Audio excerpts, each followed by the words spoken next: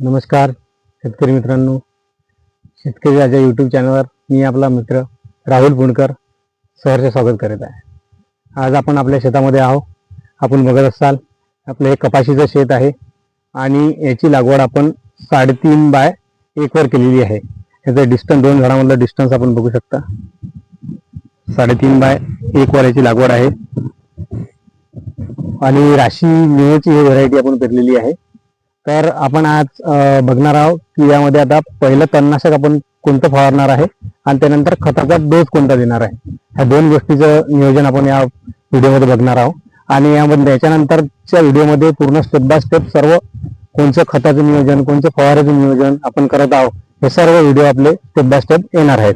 तर आपण सर्वप्रथम बघणार आहोत आपण यामध्ये आता कोणतं तणनाशक मारणार आहोत. तर गोल पत्त्यांसाठी आपण हिटवीड हे यूज करणार आहोत आणि हे गोल पानाचं जे तण आहे त्या तणांना समूळ नष्ट करते.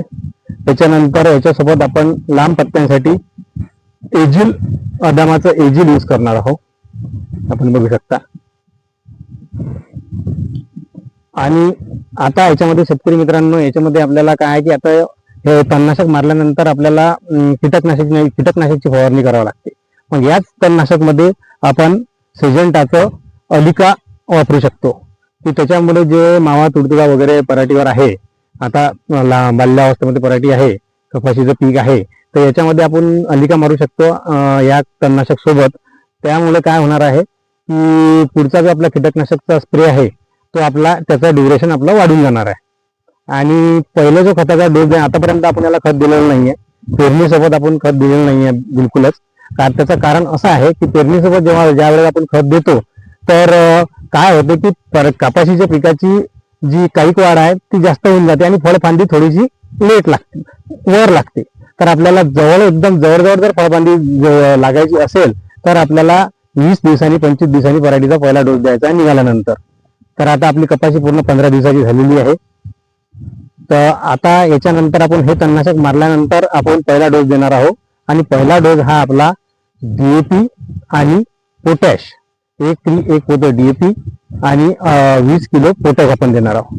डीएपी मध्ये मित्रांना माहितच आहे की 18-46-00 18% नत्र आहे, 46% फॉस्फरस आहे आणि 00 पोटॅश आहे.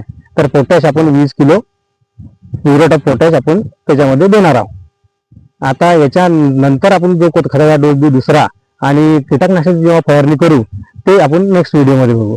तर ठीक आहे मित्रांनो, धन्यवाद. माहिती आवडली असेल तर लाईक करा, सबस्क्राईब करा. धन्यवाद.